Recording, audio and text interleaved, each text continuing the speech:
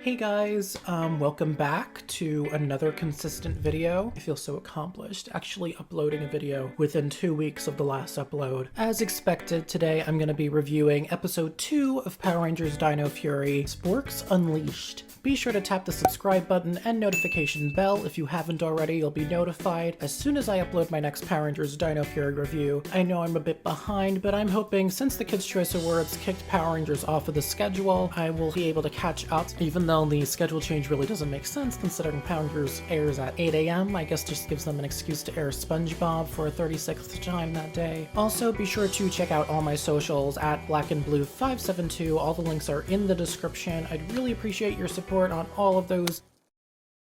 After an episode like Destination Dino Henge, its following would have to be pretty decent. While many aspects of it return with this next episode, Sporix Unleashed, we see the inevitable return of less than desirable tropes from years past. But you wouldn't expect it going into the beginning of this episode. We see Zato training Amelia and Ollie on how to properly morph and use boost keys. After realizing that there are 6 Dino Henge statues instead of just 3, Amelia and Ollie ask where the other Rangers would be. Do you have the other Dino Fury keys? Can we recruit more Rangers? No, Amelia, unfortunately the Sentai footage wouldn't allow it. Like the non-answer Zato gave in the first episode, the other Rangers are lost. Zato seems like he'll very much end up being a mentor to the team because of his experience, which provides an interesting setup. I'm excited for the Rangers to use the boost keys after enjoying their Sentai equivalents in Rusoldier. Solon calls for them, leading to us learning about the teleporting process and a realistically frazzled Ollie. I don't remember the last time the teleportation process was addressed, but I do appreciate it being addressed, especially in this humorous way. Solon reveals that the chamber is now fully protected, and that the T-Rex Champion Zord is online. T-Rex Champion? That sounds awesome! Who names these Zords? Anyway... Solon found the scanner that Void Knight dropped in the base, which leads to Ollie coming up with an idea to combine the scanner with his mother's drone to find Sporix. Solon doesn't think it's a good idea to combine 2 different devices from 2 different worlds. I think you worry too much. Oop. Yeah, kid, don't believe the knowledgeable talking dinosaur. Classy. The Rangers decide to warn the general public in person. So we're in New Tech City now or something? Oh. Where are the dinosaurs? I'd love to see some. Well... Yikes.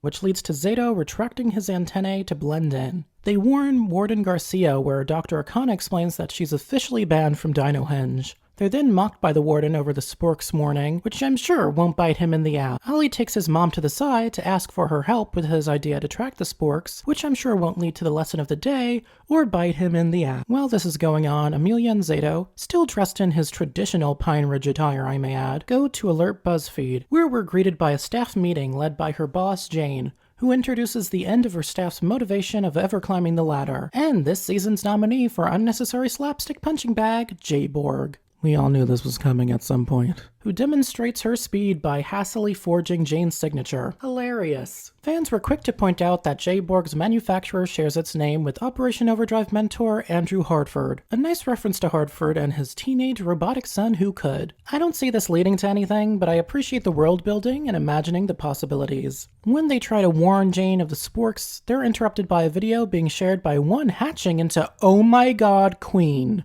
A Sporix beast. Some bravery or stupidity points to the guy poking it with a stick. Well, that took away from their reveal. We cut to Void Knight and Shockhorn attempting to infiltrate the base, failing, and quickly taking cover when Ollie and his mom prep for the experiment. Ollie's then called over by Zato and Amelia to deal with a new Sporix, Mucus. Well, I guess it fits. Who's been harassing civilians. Who's gonna stop me from tearing the city apart? Oh, we are the Power Rangers! Oh, come on, I was gonna say that! The morphing call is clunky and not catchy by any stretch of the imagination. Unlike other fans, I don't hate the classic "it's morphin' time" phrase, but I am bothered by the lack of wordplay. The call reminds me of the morphin' call of the past 3 teams. Too long and tedious. The morphing sequence is okay, I guess. I appreciate the Morphin Grid inspired imagery, but I feel like it really doesn't complement their suit design or their power's overall aesthetic. I really dislike the return of the awkward black spandex suits. I understand why they do it, and I'm no CGI expert, but I definitely feel like it would look way better if they wore green screen colored suits, edited to be black in post. But it's flashy enough, definitely enough to get some praise and very much my personal aesthetic. I also enjoyed the return of the classic Ranger call-out and combo of pose and explode. Well done, everyone. I love the colors. Now Now, here comes the pain!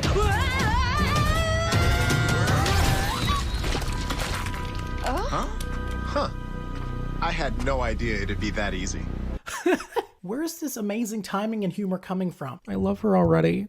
After the millisecond of a mucus battle, the Rangers are greeted by Shockhorn, and we're greeted by some seamless integration of Sentai footage, the first of its use, in terms of a full scene, of this season. The only real hint of it not being original footage are the Ranger suits being a different material. I just want to note how far this show's gone. It used to be extremely obvious when Sentai footage was used, at least to an adult's eye. Now I find myself really looking for differences. Just as I've pointed out in my previous review, I'm very much impressed by Sentai cinematography in recent years. The angles, the way the camera travels around the fighters have really progressed these scenes and overall show. Remember those boost keys I mentioned?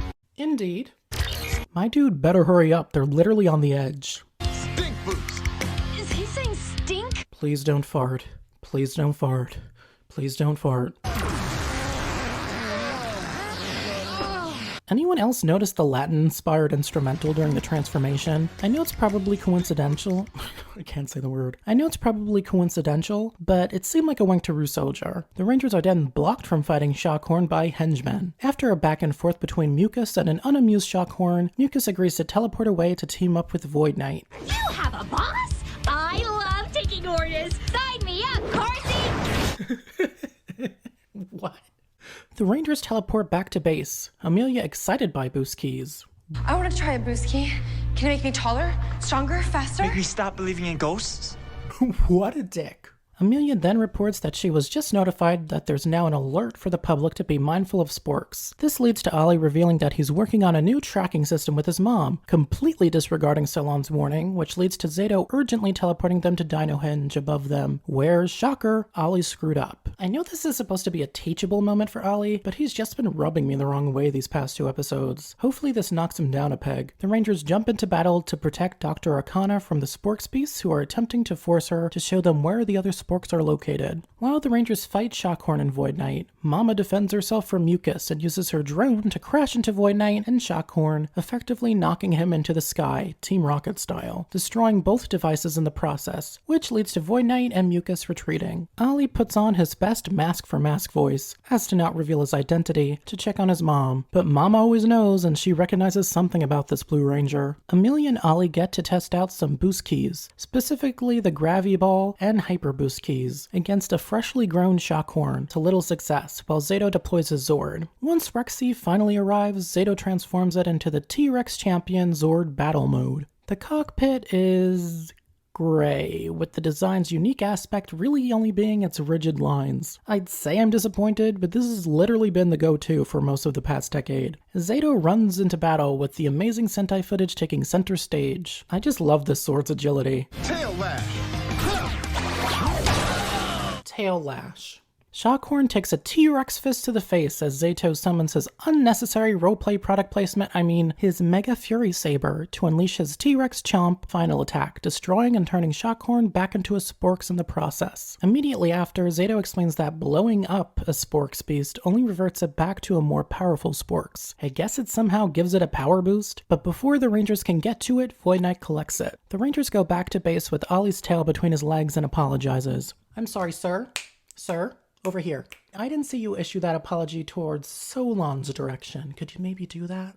A morphed Zato then films a public service announcement at BuzzBlast HQ to encourage civilians to report Sporix sightings. We love to see it. Our final scene reveals our new villain base, Area 62, located in an abandoned faculty. Honestly, this reveal was too quick for me to give what I feel would be a proper critique. I guess my first thought was that it was empty looking and kind of pathetic, which I assume is on purpose considering Void Knight seems to have very recently landed on Earth. Void Knight then places the Sporix into a mysterious machine with an unfull meter. Void Knight explains to Mucus that he needs to collect more Sporix for a non-specified reason, and the episode ends there. Sporix Unleashed is an absolutely solid second episode, unveiling more intro info in fun, intriguing ways while still managing to continue to get a life lesson out without both aspects intruding on each other. While a certain dreaded comedic trope seemingly rears its ugly head in, it was thankfully non-time consuming and relatively harmless. The writers managed to stuff all this in 22 minutes and still give some character development to Ollie. It just shows how much they can push in a single episode without it getting overwhelming and incoherent. This episode gets a 4 out of 5. Thank you guys so much for watching. If you haven't seen my episode review yet of the premiere, Destination Dino Henge, be sure to click on the card at the end of this video. If you enjoyed this video, please click the like button and the subscribe button with the notification bell. It really helps me out, and you'll be notified when my review of episode 3, Lost Signal, is up. Leave a comment below what your thoughts are on the second episode. I feel like it doesn't really measure up to the first episode, but I did find it pretty enjoyable. It really grew on me as I watched it a couple times, and as always, you can check me out at blackandblue572 on Instagram, Twitter, and Facebook, as well as TikTok. Thank you guys so much for watching. I'll see you soon with episode 3, and thanks again. Bye.